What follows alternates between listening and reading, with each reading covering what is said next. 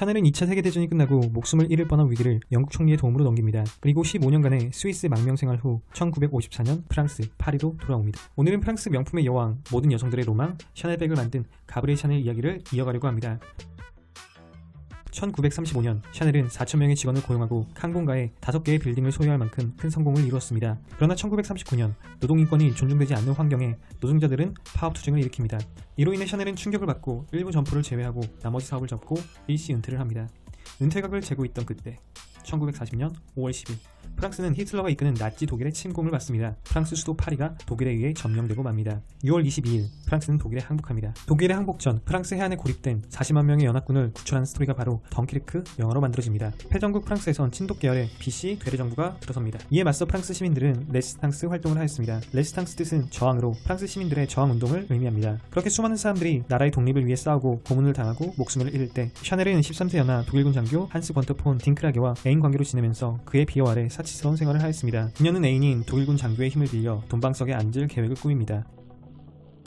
시간을 거슬러 올라가 보면 샤넬이 향수 사업을 시작할 때 자본금을 지원해준 사람들이 있었습니다. 피에로와 폴 베르트하이머 형제는 1924년 향수와 뷰티 라인을 제조하는 판매회사 라소시에트 데 파르풍 샤넬을 설립하고 샤넬 넘버5를 생산합니다. 수익 배분은 베르트하이머 형제가 70%, 코코 샤넬이 10%, 파리 백화점 갤러리 라파이에트가 20%였습니다. 코코 샤넬은 소유권과 수익 분배 방식에 만족하지 못했고 베르트하이머 형제가 유대인인 것을 이용해 그들로부터 샤넬 넘버5의 모든 권리를 빼앗을 계략을 세웁니다. 인생은 기브앤테이크기에 자신의 남자친구에게 샤넬 넘버5의 브랜드 소유권을 빼앗아 준다면 독일군 스파이로 활동하며 독일군의 필요한 프랑스 정보를 전달하기로 딜을 겁니다. 하지만 베르트하이머 형제는 독일군의 유대인 박해를 피해 미국 뉴욕으로 달아난 후였습니다. 조금만 늦었다면 샤넬에 의해 가스방으로 끌려가 인생을 그대로 골러갈 뻔했습니다. 이들은 샤넬의 배신을 예상하고 프랑스계 독일인인 친구 펠릭스 아미오에게 그가 경영하는 비행기 프로펠러 회사의 지분 50%를 매입하고 샤넬 향수의 소유권을 넘겼습니다. 이에 격분한 코코 샤넬은 1941년 펠릭스 아미오의 소유권이 가짜라면서 자신이 완전한 소유권을 가져야 한다고 주장했지만 펠릭스 아미오는 독일군에 군수 물자를 공급했기에 독일군은 펠릭스 아미오의 트러블을 원치 않아 코코 샤넬의 요구를 묵살합니다. 그리고 펠릭스 아미오는 프랑스와 독일의 휴전 협정 후 자신의 친구들인 베르트하이머 형제에게 다시 샤넬 넘버5의 소유권을 돌려줍니다. 1944년 독일이 패망하고 프랑스가 나치 독일로부터 해방이 됩니다. 부역자 색출이 시작되고 샤넬의 부티크는 문을 닫습니다. 적국에 협력한 혐의로 프랑스 레지스탕스에 체포되고 맙니다. 샤넬은 자신이 사랑한 자밖에 없다고 무죄를 주장합니다. 샤넬은 62세의 나이에 젊은 남자가 잠자리를 갖자고 제안하는데 먼저 여권을 보여달라고 할 여자는 없을 것이라며 해명을 합니다. 그리고 샤넬은 증거 불충분으로 풀려나게 되는데 세계 2차 대전을 승리로 이끈 영국 총리 윈스턴 처칠의 도움이 있었다는 것으로 알려졌습니다. 이후 코코 샤넬은 자신을 향한 매국녀라는 비난이 거세지자 독일군 장교 애인과 함께 스위스 로잔으로 망명합니다. 현재도 샤넬은 나치의 혼을 팔아넘긴 매국노라는 혐오감이 프랑스에서 강하다고 합니다. 샤넬 스토어에서 갑자기 영국 총리가 등장해 둘의 인연을 조금 더 알아봤습니다. 샤넬은 1924년부터 6년간 영국의 웨스트민스터 공작과 연인관계를 지속했다고 합니다. 웨스트민스터 공작과 윈스턴 처칠 사이에 친분이 있어 함께 만나며 친해졌다고 알려져 있습니다.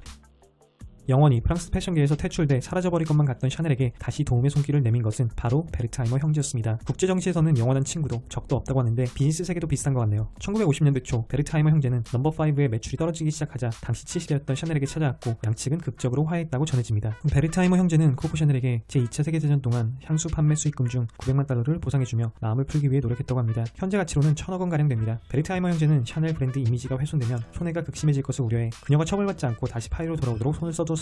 1954년 71세 나이로 스위스 망명 생활을 접고 파리로 돌아온 샤넬은 방동광장이 내려다 보이는 리츠 호텔에 거주하면서 패션계로 복귀했습니다. 당시 여성들은 전쟁 동안 입었던 실용적인 의상에서 벗어나 우아하고 화려한 의상을 찾았습니다. 크리스찬 디올이 코르셋과 패치코트로 허리 라인을 강조한 뉴룩을 출시하면서 새로운 트렌드로 돌풍을 일으켰습니다. 이전 세계 1차 대전으로 샤넬이 떡상했듯 크리스찬 디올 또한 세계 2차 대전으로 꿀을 빨았습니다. 샤넬은 크리스찬 디올의 패션관을 극혐했기에 자신만의 디자인적 심플함과 실용성, 편안함을 살린 옷과 가방을 런칭합니다. 그것은 트위드 샤넬 수트와 2.55백이었습니다. 트위드 수트는 스코틀랜드의 트위드 소재로 만들어졌는데 계절에 관계없이 여러 입을 수 있는 실용성과 아름다운 디자인이 특징이었습니다. 1955년 발표한 2.55백으로 불리는 퀄팅 숄더백 또한 샤넬의 패션 철학이 담긴 혁명적인 제품이었습니다. 길이 조절이 가능한 금색 체인은 디자인적으로 아름다울 뿐 아닌 어깨에 걸칠 수 있는 매우 실용적인 제품이었습니다. 그 당시 여성은 한 손 혹은 양손으로 가방을 들어야 한다는 고정관념이 있었기에 샤넬의 2.55백은 억압된 여성 자유의 해방으로 상징됩니다. 고령의 샤넬은 2020년 현재도 사랑받는 그리고 시대를 앞서간 엄청난 제품들을 출시하지만 2차 대전 직후 당시 샤넬에 대한 프랑스와 유럽 국민 감정이 매우 좋지 않았기에 전쟁이 끝나고 10여 년간 유럽에서 샤넬 브랜드의 위상은 이전만 못했습니다. 이와 반대로 미국에서는 여성들의 사회 진출과 맞물려 그녀의 패션은 엄청난 인기를 끌었습니다. 이전 크리스찬 디올 편에서도 말씀드렸다시피 세계 2차 대전 후 미국은 경제적으로나 군사적으로나 슈퍼파워로 거듭났습니다. 전쟁의 참화로 고생하고 있던 유럽보다 미국에서의 매출이 압도적으로 높았고 미국 시장이 중요했습니다. 현재의 샤넬이 있을 수 있었던 것도 효과적으로 미국 시장을 공략했기 때문이라고 할 수 있겠네요. 1971년 샤넬은 파리의 리츠 호텔에서 컬렉션을 준비하던 중 88세로 사망했습니다. 그녀의 유해는 나치 독일에 협력한 혐의와 조국 프랑스를 배신한 행위로 인해 프랑스의 고급 묘지에 묻히는 것을 거부당하며 어쩔 수 없이 망명 생활을 했던 스위스 로잔에 매장되었습니다. 그리고 10년간 브랜드 샤넬은 코코 샤넬의 공백을 메우지 못하였는데 이 남자가 등장하여 샤넬은 두 번째 전성기를 맞습니다. 다음 편은 가을을 대표하는 패션